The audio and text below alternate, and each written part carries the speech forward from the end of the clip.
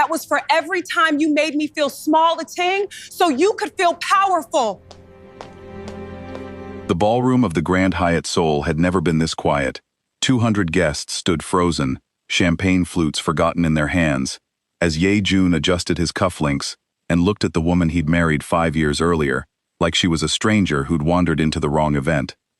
"Everyone here already knows," he said, his voice carrying easily across the marble floor, "that Amanda contributed nothing to what I built.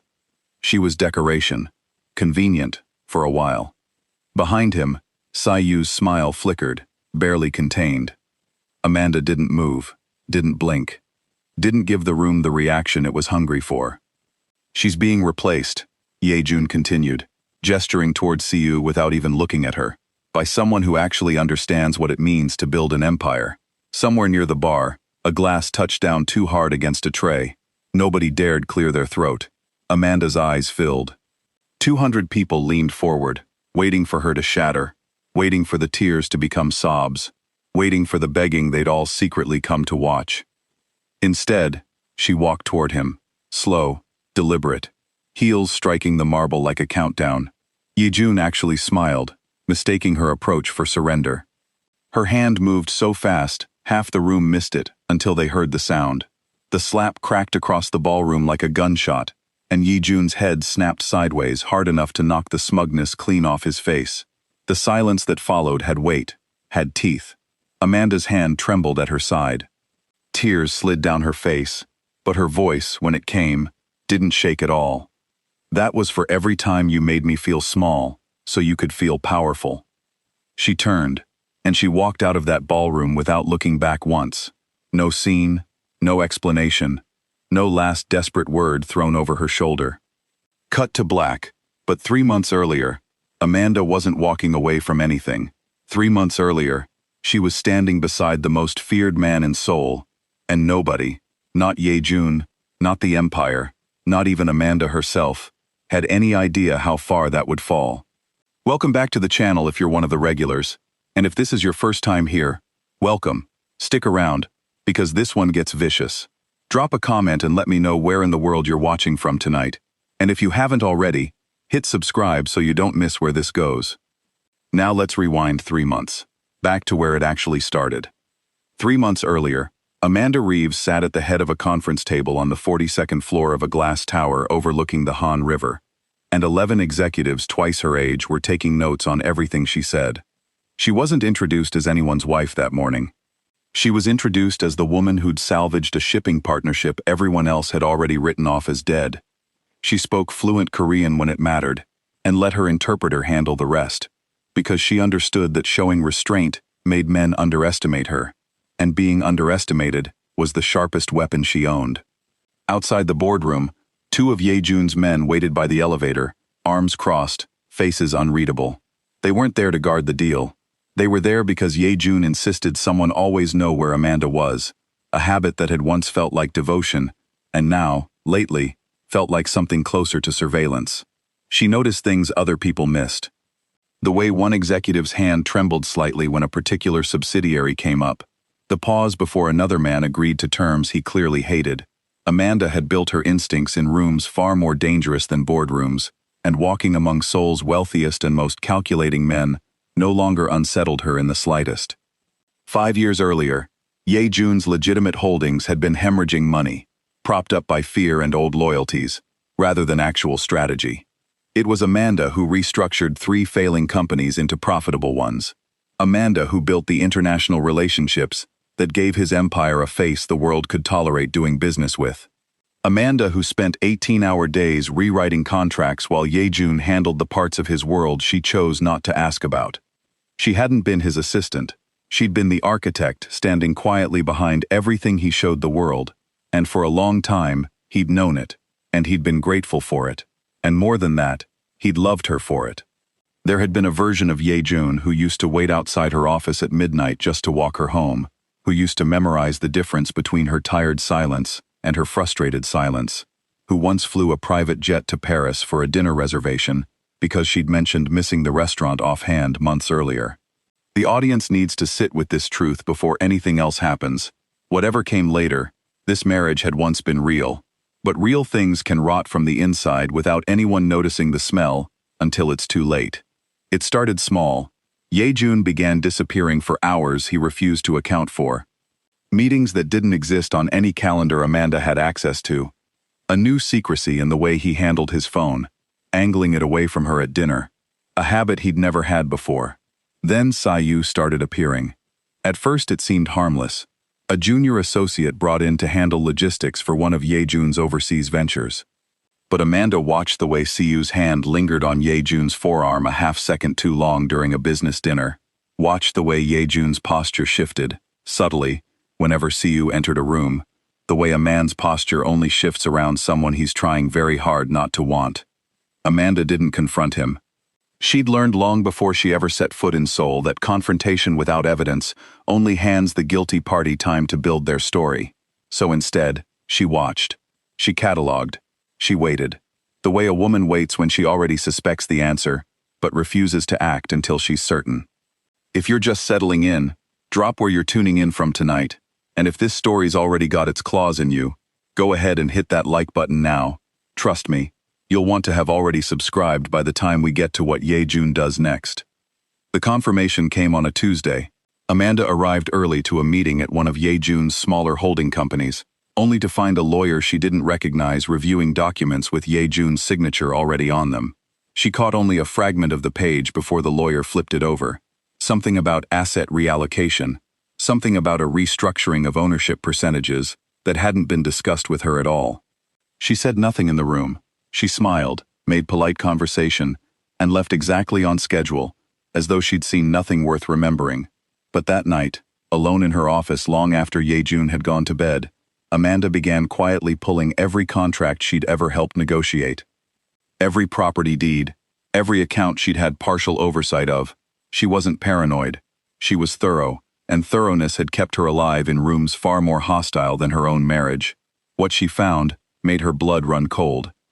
Assets that had once been jointly held were being slowly, methodically moved into accounts with only Ye-jun's name attached.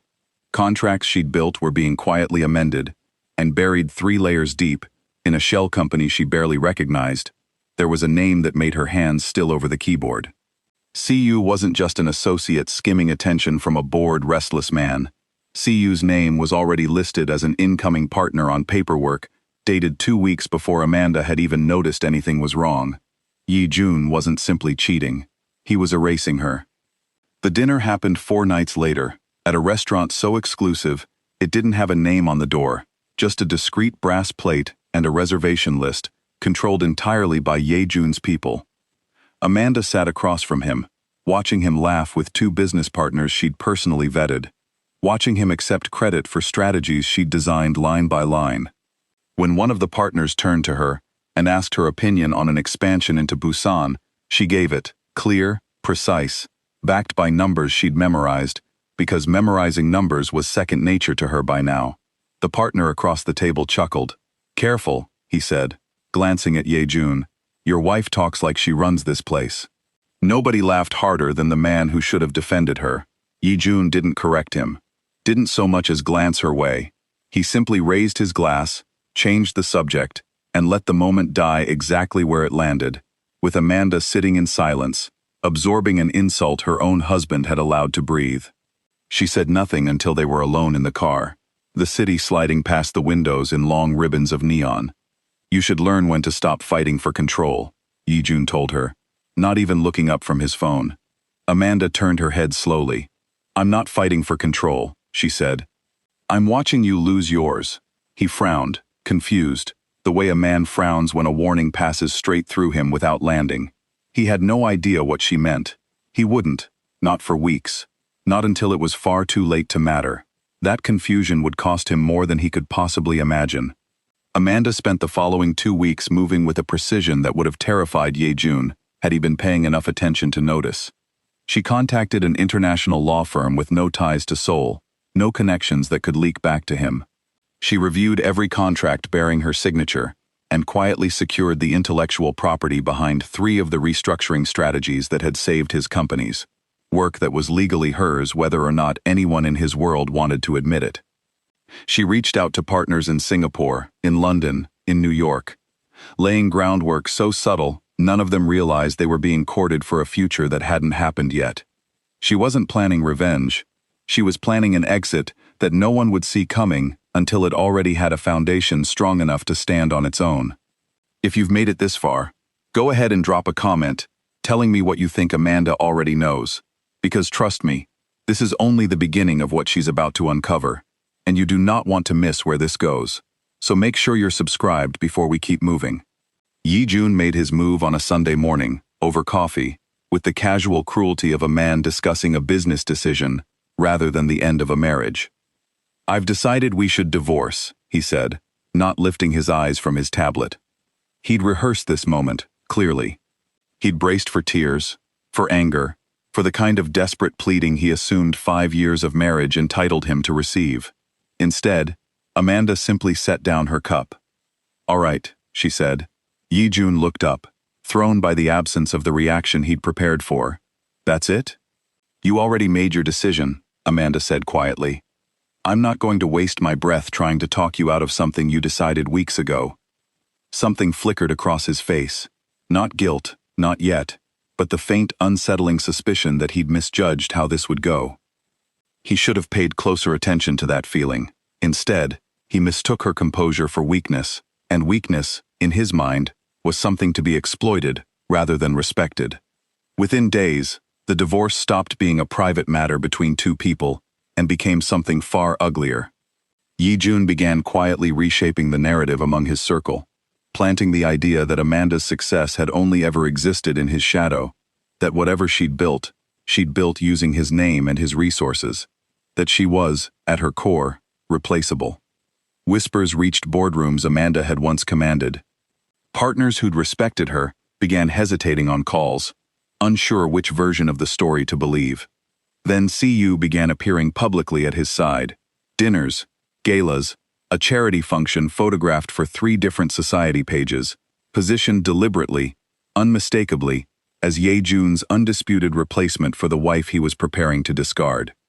Amanda watched all of it happen from a careful distance, still composed, still giving nothing away. But composure isn't the same as blindness, and she understood exactly what Yi-jun was building toward. This wasn't simply a divorce anymore. This was a public execution, and he intended to hold it in front of everyone who mattered. The invitation arrived 9 days later, a formal gathering at the Grand Hyatt, framed to associates as a corporate milestone celebration, but Amanda recognized it instantly for what it actually was. Yi-jun wasn't simply ending their marriage behind closed doors. He wanted an audience. He wanted witnesses.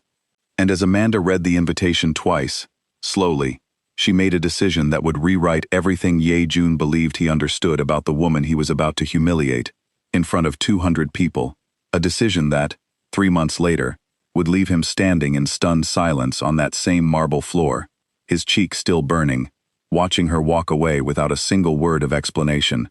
The night of the gathering, Amanda dressed with a precision that had nothing to do with vanity and everything to do with control. She chose a deep emerald gown, understated jewelry, hair pulled back in a style that left nothing to hide behind. If Yi-jun intended to strip her down in front of everyone he knew, she would walk in looking like a woman who had never once needed his permission to be powerful. The ballroom was already full when she arrived. Executives, associates, old family friends who'd known Yi-jun since before his empire had a name. Siyu stood near the front, dressed in white, a color choice so deliberate it bordered on cruelty. What happened next, the room already knows. Ye-jun's voice carrying across the marble. The casual dismissal of 5 years reduced to a single sentence. Amanda's slow, deliberate walk toward him. The slap that silenced 200 people at once. The words that followed, delivered without a single tremor in her voice, and the exit that left him standing alone, with a stinging cheek, and a room full of people who suddenly weren't sure whose side they were supposed to be on. What the room didn't know, what nobody in that ballroom could have possibly understood, was that Amanda wasn't walking toward an uncertain future. She was walking toward one she'd already built. In the weeks that followed, Ye-jun expected the collapse. He expected calls, tears, a final desperate attempt at reconciliation once the shock wore off, and reality set in. He'd seen women fall apart under far less pressure than public humiliation, in front of everyone who mattered in Seoul. Instead, Amanda simply disappeared from his world entirely. No calls, no messages, no appearances at events where their paths might cross. She didn't post carefully worded statements online, didn't grant interviews, didn't allow herself to become a headline. She vanished so completely and so gracefully that within a month, Yejun found himself checking his phone at odd hours, half expecting a message that never came, and slowly realizing that her silence unsettled him far more than screaming ever could have. While he waited for a collapse that would never arrive, Amanda was building. She launched her own firm quietly, without fanfare, using the international relationships she'd spent months cultivating in private.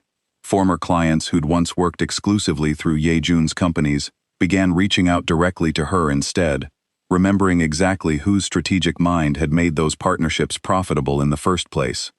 Investors in Singapore and London, the same ones she'd courted months earlier without either of them realizing what she was truly building toward, began signing on with an eagerness that startled even her. Within 10 weeks, her company wasn't simply surviving. It was thriving in ways that made competitors in Yejun's own circle start asking uncomfortable questions about where all this sudden momentum had come from. If you're still with me, comment your prediction. Do you think Yejun already regrets what he did, or is he still too proud to admit it? And if you haven't hit that subscribe button yet, now's the time, because everything is about to fall apart for him. Yejun's empire began cracking almost exactly when Amanda's began to rise, and the timing wasn't coincidence so much as consequence. The contracts she'd once managed with meticulous precision started unraveling under less careful hands. International partners who'd trusted her judgment implicitly grew hesitant working directly with Yejun, sensing correctly that something essential had gone missing from the operation.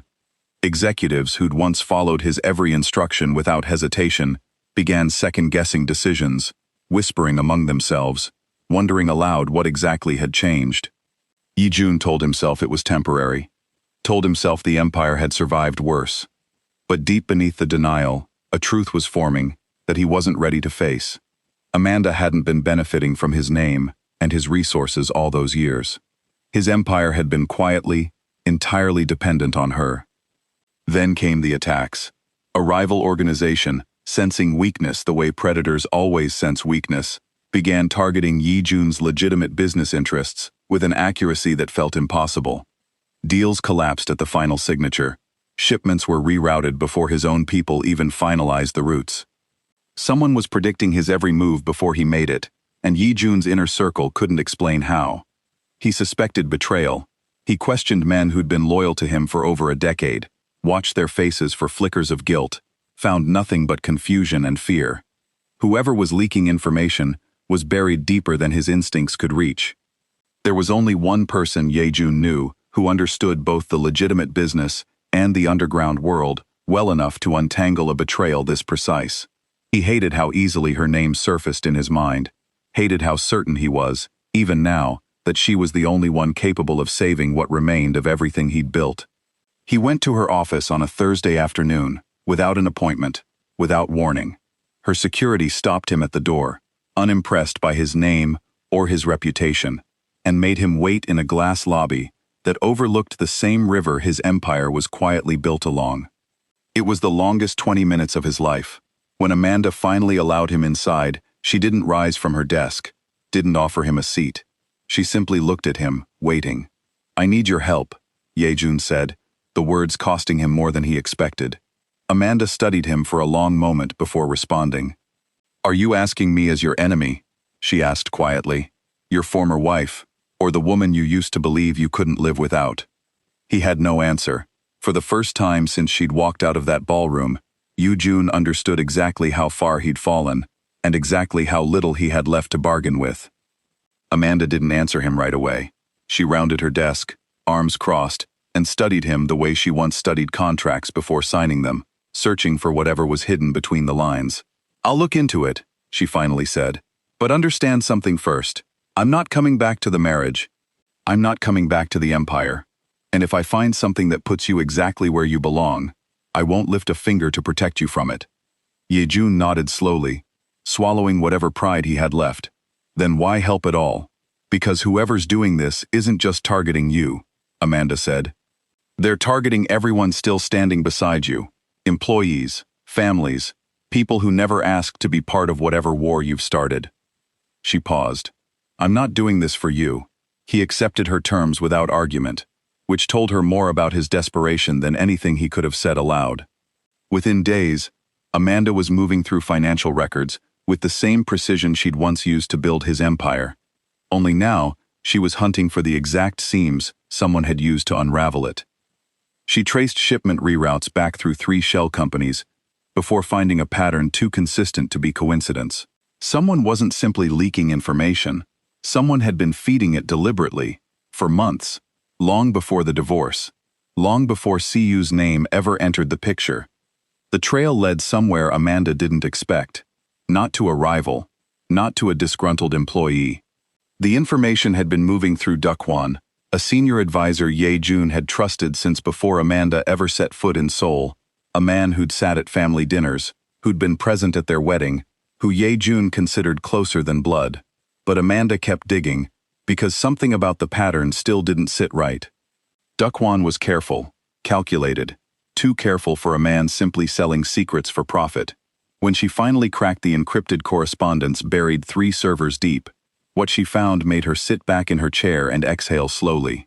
Dukwon hadn't been working for the rival organization at all. He'd been working to destroy the marriage from the inside, feeding Ye-jun's paranoia for over a year, planting doubts about Amanda's loyalty, exaggerating her ambitions, whispering that she was quietly building something for herself, at his expense, long before it was ever true. Every argument, every flicker of suspicion Ye-jun had felt toward her, had been carefully, deliberately manufactured.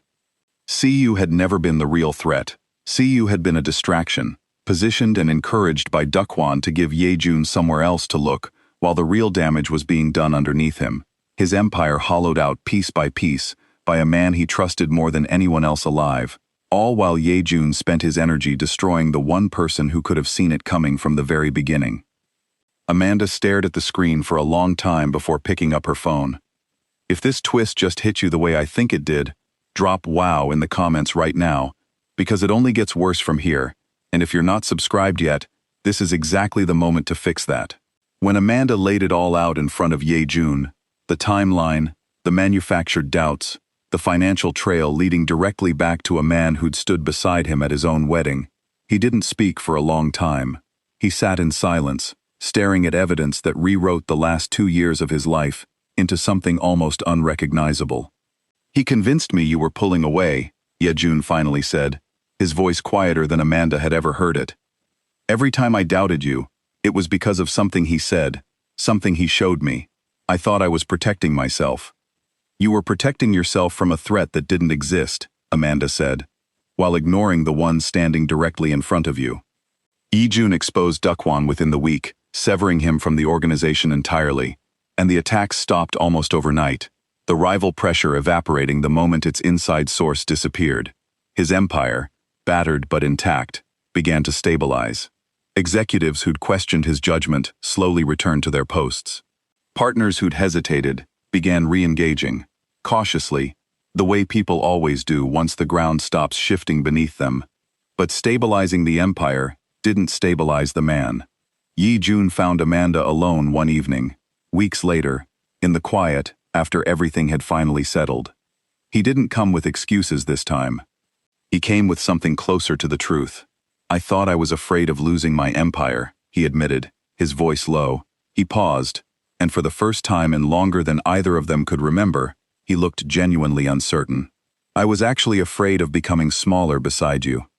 Amanda didn't respond immediately. She let the silence stretch, let him sit inside the discomfort of finally saying something honest. Every time you succeeded, he continued, every deal you closed, every room you commanded better than I could, it felt like proof that I needed you more than you needed me. And I hated that feeling so much I let someone convince me the solution was tearing you down instead of standing beside you. He wasn't only apologizing for the affair anymore, or for the humiliation in that ballroom. He was apologizing for every quiet moment, across 5 years, where he'd made her feel like her power required his permission. Amanda listened to all of it without interrupting. When he finished, she didn't rush to forgive him, and she didn't pretend the apology erased what had happened beneath those chandeliers in front of 200 witnesses. "I loved you," she said finally. "But loving you never meant I had to lose myself to keep you comfortable." Yejun absorbed that in silence, and something in his expression told Amanda he finally understood, months too late, exactly what he'd thrown away. "Is there any chance," he asked carefully, "that we could start over?" Amanda studied him for a long moment. She didn't slap him this time. She didn't raise her voice. She simply said, "The woman you divorced doesn't exist anymore." "Then who are you?" he asked. A faint, unreadable smile crossed her face.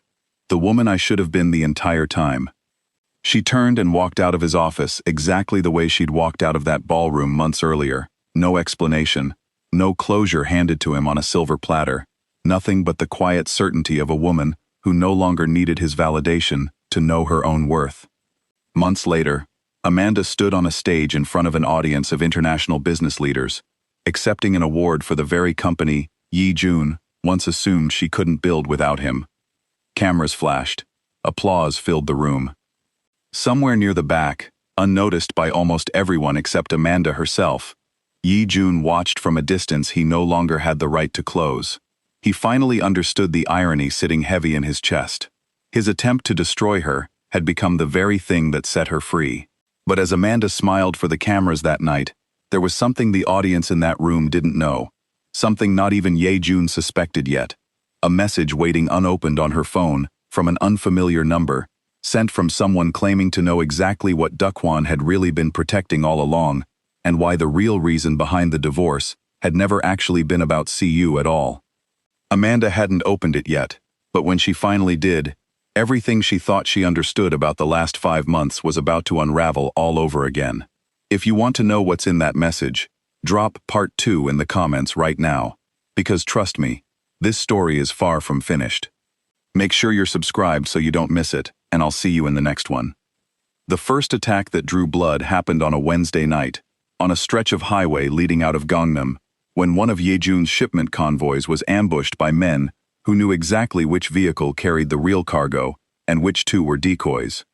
3 of his men ended up in a private hospital wing that didn't officially exist on any registry, and Yejun spent that night pacing a hallway he wasn't allowed to enter, his phone pressed to his ear, barking questions nobody could answer. Someone had known the route. Someone had known the timing down to the minute. Convoys like that weren't supposed to be predictable, not to anyone outside his innermost circle. And yet here they were, bleeding out on asphalt because information that should have been sealed tight had somehow reached people who wanted him dismantled. Amanda heard about it the next morning, not from Yejun, but from a contact she still maintained inside his organization, someone who trusted her judgment more than they trusted the chaos currently running his operation. She sat with the information for a long moment before making a decision that surprised even her. She called him. "I heard about the convoy," she said, when he picked up on the first ring, like he'd been staring at his phone. "I don't need pity," Yejun said, his voice rough with exhaustion. "I'm not offering pity," Amanda said. "I'm offering the only thing that's ever actually worked between us. Strategy." He didn't answer for a long moment. When he finally spoke, something in his voice had cracked open just slightly. "People could have died. People will keep dying," Amanda said, "until you figure out that this isn't a business rival exploiting a weakness. This is someone who already knows where every weakness lives, because they helped build half of them." That single sentence sat with Yejun long after the call ended, turning over in his mind, while his security teams combed through every driver, every loading crew, every logistics coordinator who'd had access to the convoy's real route. He questioned men he'd known for 15 years, watched their hands for tremors, listened for the smallest hesitation in their voices, and found nothing. Whoever this was, they were patient enough, and close enough, to stay invisible even under direct scrutiny. It was that invisibility that finally convinced him to bring Amanda in fully, not as a favor, not as a consultant kept at arm's length, but as someone with actual access to the parts of his operation she'd once helped design. Amanda didn't hesitate when the offer came, though she made her boundaries unmistakably clear all over again. She would look at the shipment logs. She would review the financial architecture. She would not sit in on family dinners. would not pretend at a reconciliation the tabloids were already speculating about, would not let this investigation blur into anything resembling forgiveness. Yi Jun agreed to every condition without pushing back, which unsettled her almost as much as the attacks themselves. The Yi Jun she'd married would have negotiated, would have tested the edges of every boundary just to see how far they'd bend. This version of him simply accepted what she gave him, and accepted it with a kind of humility she hadn't seen from him in years. She began quietly cross-referencing shipment manifests against internal calendars, looking for the exact moment information could have crossed from a sealed conversation into outside hands. It was slow work, methodical, the kind of work that had once made her indispensable, and now made her feel like she was performing an autopsy on a marriage she'd already buried. 3 days into the investigation, a second attack hit. This one targeting a warehouse instead of a convoy. Fire consuming an entire shipment of goods that represented months of delicate international negotiation. Nobody was hurt this time, but the message underneath it was unmistakable. Whoever orchestrated this wasn't finished, and they weren't afraid of Amanda's involvement either. If anything, the timing felt deliberate, almost like a taunt aimed directly at her. Amanda began to suspect the attacker wasn't simply targeting Yi Jun's empire. They were targeting the reunion of the two people who'd built it in the first place, as though someone understood, better than Ye Jun himself ever had, exactly how dangerous Amanda became once she stopped watching from the sidelines and started actively hunting. That suspicion sharpened her focus. She stopped looking only at logistics and started looking at people, at who benefited most from Ye Jun and Amanda staying permanently, irreversibly apart. The list wasn't long. Most of the obvious names, rival organizations, resentful former partners, fell away quickly under scrutiny, their motives too public, their methods too crude for information this precise. That left the people close enough to know things no outsider should. Amanda began pulling personnel files she hadn't touched in over a year, cross-referencing loyalty with opportunity, patience with access. She found herself circling back, again and again, to a name that made her hesitate every time it surfaced, because the alternative felt almost impossible to accept. Dukwon had been at their wedding.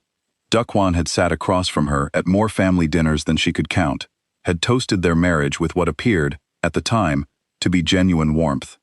If the trail led where she suspected it might, this wasn't simply a betrayal of Ye Jun's empire. It was a betrayal that had been sitting at their table for years, smiling, while it quietly poisoned everything around it. She didn't say anything to Ye Jun yet. She needed proof heavy enough that he couldn't rationalize his way out of believing it, because Amanda understood something about him that even he hadn't fully accepted. Forced to choose between an uncomfortable truth and a comfortable lie, Ye Jun had spent most of his adult life choosing the lie. She wasn't going to give him that option this time. If you're catching all these pieces falling into place, drop a comment with your theory on who's really behind this, and make sure you're subscribed, because the confirmation is coming fast, and it changes absolutely everything you think you understand about this story. Dukwon noticed Amanda's return to the organization almost immediately, and he noticed it with far more unease than his usual composed exterior let on. He'd spent over a year carefully managing the distance between Ye Jun and Amanda, feeding doubts here, exaggerating slights there, and watching with quiet satisfaction as a marriage he'd once resented from a distance slowly collapsed under its own manufactured weight. Her sudden reappearance, granted full access to financial systems he'd spent months manipulating, wasn't a complication he'd planned for. He tried subtlety first. At a strategy meeting 3 days after Amanda began her review, Dukwon casually suggested that outside eyes on sensitive financial architecture posed unnecessary risk, that perhaps Amanda's involvement, however well-intentioned, should be limited to advisory conversations rather than direct system access. Ye Jun, distracted and desperate for results, almost agreed. Almost. Amanda caught the subtle current beneath Dukwon's suggestion before Ye Jun did. The faint urgency dressed up as caution, the way his eyes flicked toward her documents a half-second too long. She'd spent years learning to read exactly this kind of performance. Men trying to control a room while pretending they weren't controlling anything at all. If my access is a security concern, Amanda said evenly, then perhaps we should audit everyone's access simultaneously, Full transparency. Nothing to hide, nothing to worry about. The silence that followed was brief, but unmistakable. Dukwon recovered quickly, smiling, agreeing that transparency was, of course, exactly what the organization needed. But Amanda saw the flicker beneath his composure, the same flicker she'd learned to recognize in boardrooms full of men trying to bury something before anyone thought to dig. That night, she doubled her efforts, working past midnight, cross-referencing timestamps against Dukwon's known movements with a precision that made her fingers ache from typing. 2 hours in, she found the first thread loose enough to pull, an encrypted communication routed through a server registered to a shell company that, on paper, had nothing to do with him. But the access logs told a different story. The server had been accessed exactly 7 times over the past 14 months, always within an hour of Dukwon's scheduled calendar gaps, always coinciding, disturbingly, with moments Amanda now recognized as turning points in her marriage. The week Yijun started pulling away, the week the affair with Siyu seemed to accelerate, the week the divorce paperwork was quietly drafted. Someone had been orchestrating the timeline of her own life's collapse with the precision of a man moving pieces across a chessboard, and every piece pointed back toward Dukwon. She didn't sleep that night. She built the case methodically instead, layer by layer, screenshot by screenshot, until the evidence sat in front of her, too dense and too specific to be explained away as coincidence. The following afternoon, Dukwon made his second attempt, and this one wasn't subtle at all. Amanda was leaving the building later than usual when a man she didn't recognize approached her in the parking garage. Polite, almost apologetic, delivering a message on behalf of someone who preferred to remain unnamed. The message was simple. Amanda's involvement in the investigation was creating complications that certain people would prefer resolved quietly, and quiet resolutions, the man implied without saying it directly, came in more than one form. Amanda didn't flinch. She'd faced far more direct intimidation in boardrooms full of men who mistook her composure for softness. "Tell whoever sent you," she said calmly, "that threatening me only confirms exactly what I already suspected." The man's expression faltered slightly before he turned and disappeared into the garage's shadows, and Amanda stood alone for a long moment afterward, adrenaline finally catching up to the calm she'd projected, hands trembling faintly at her sides. She wasn't afraid of Dukwon. She was furious that he'd underestimated her enough to think a parking garage threat would work. She called Yejun that same night and told him everything, the server logs, the timeline, the man in the garage. She expected disbelief, expected him to defend a man he'd trusted for over a decade, the way he'd once defended nothing when it came to protecting her. Instead, silence stretched across the line for a long, heavy moment. "Send me everything," Yejun finally said, his voice flat with something that sounded like the beginning of real rage. "Tonight." By morning, the confrontation Amanda had been building toward for weeks finally arrived, not orchestrated by her, but by Yejun himself, who summoned Dukwon into his office with a calm that unsettled everyone who witnessed it, because Yejun's calm had always, historically, preceded something far worse. Dukwon walked in expecting a routine meeting. He left 2 hours later, stripped of every title he'd held, every account he'd controlled, every shred of the trust that had let him operate invisibly inside an organization built on loyalty he'd spent years quietly betraying. But stripping him of power didn't answer the question that mattered most, the one Amanda still needed to understand before she could truly close this chapter. Why? Why spend over a year manufacturing the collapse of a marriage that, by every measure, had nothing to do with him? Why risk everything, position, safety, the trust of a man who'd treated him like family, just to ensure Amanda and Yejun ended up exactly where they were now, divorced, humiliated, and locked in a war neither of them had asked for? Dukwon gave her the answer 3 days later, in a private meeting Amanda insisted on before his formal exit from the organization was finalized, a meeting Yejun wasn't present for, because some truths Amanda understood only surfaced when the person delivering them didn't have an audience to perform for.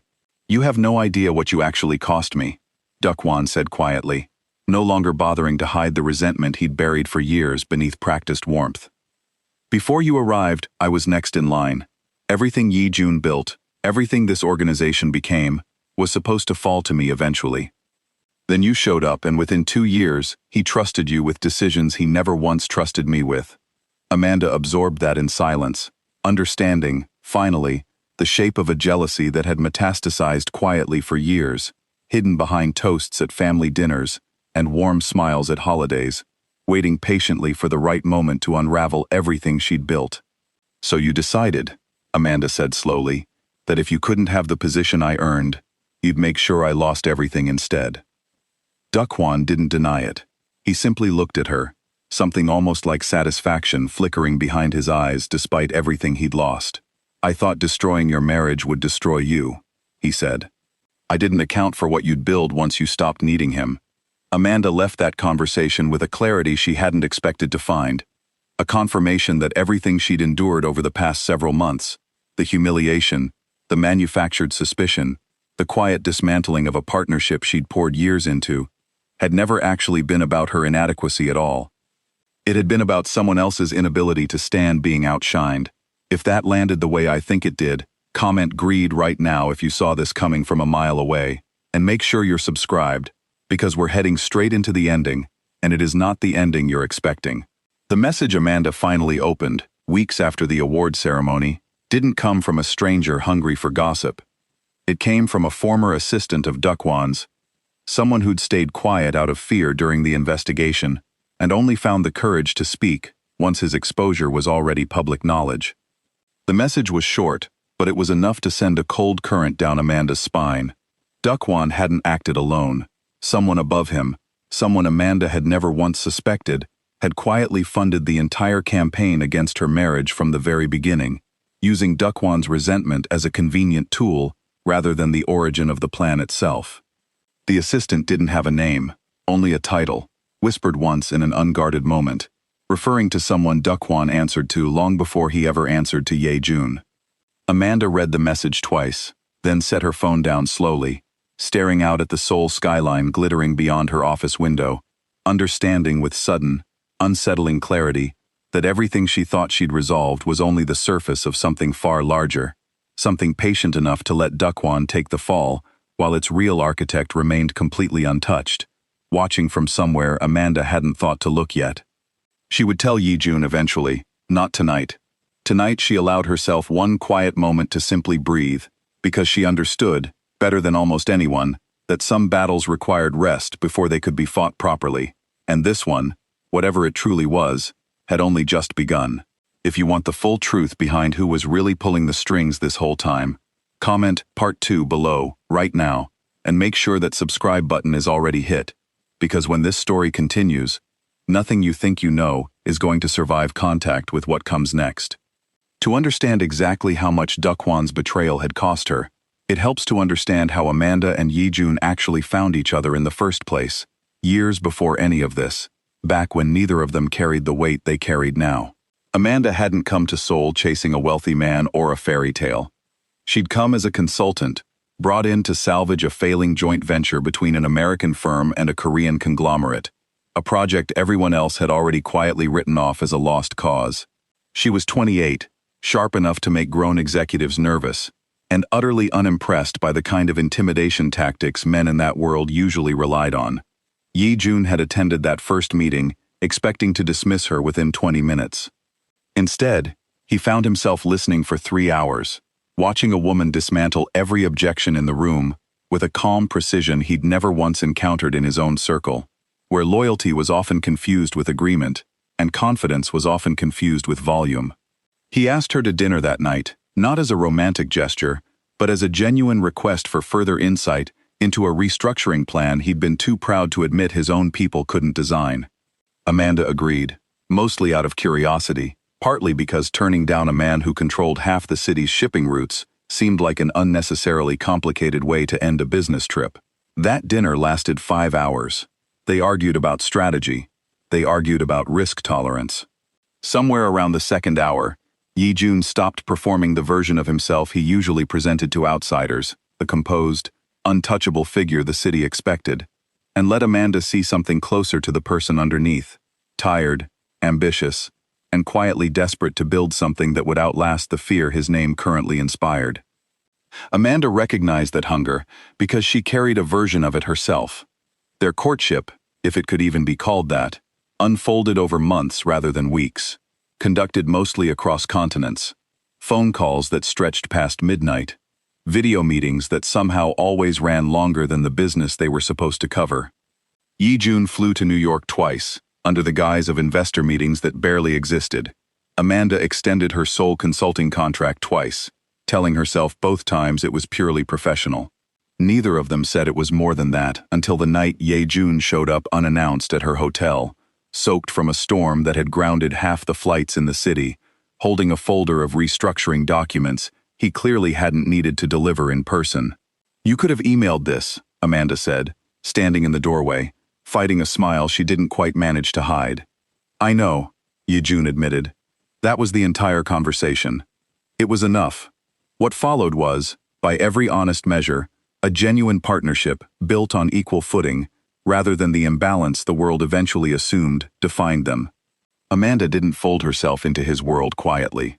She reshaped pieces of it, insisted on structural changes to companies that had operated the same broken way for decades, pushed back hard when Ye-jun's instincts leaned toward the aggressive, old-world tactics his father had once used.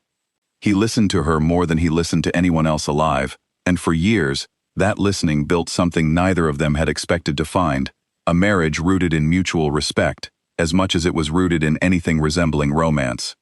It's important to sit with that history, because it's exactly what made Dukwon's manipulation so devastatingly effective.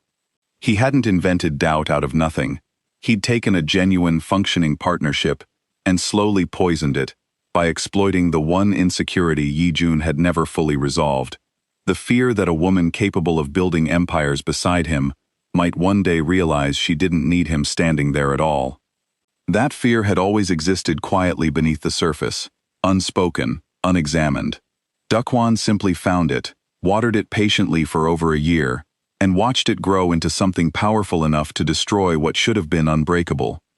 Understanding that origin makes the ballroom scene land differently. It wasn't simply a man discarding a woman he'd grown bored with. It was a man destroying, with his own hands, the one relationship in his life built on something real, manipulated into believing destruction was somehow protection. And it makes Amanda's restraint in that ballroom, her refusal to scream, to beg, to give the room the collapse it hungered for, land as something closer to devastating grief, held together by sheer will, rather than simple coldness. She wasn't a woman without feeling. She was a woman who understood, long before Yi-jun did, that some feelings only survive if you refuse to let them be witnessed by people who'd use them as entertainment. That context matters again now, sitting in her office months later, staring at a message revealing that the true architect behind her marriage's collapse still remained hidden, still untouched, still watching from somewhere she hadn't thought to look. Because if Dukwon's manufactured jealousy had been powerful enough to unravel 5 years of genuine partnership, Amanda understood with unsettling clarity exactly how dangerous whoever actually orchestrated this from above him must truly be. She wasn't simply facing a man who'd resented her success. She was facing someone patient enough and powerful enough to let an entire marriage collapse as nothing more than a means to an end she still didn't fully understand. And that, more than anything else, terrified her. If this deeper history changed how you see everything that happened tonight, let me know in the comments.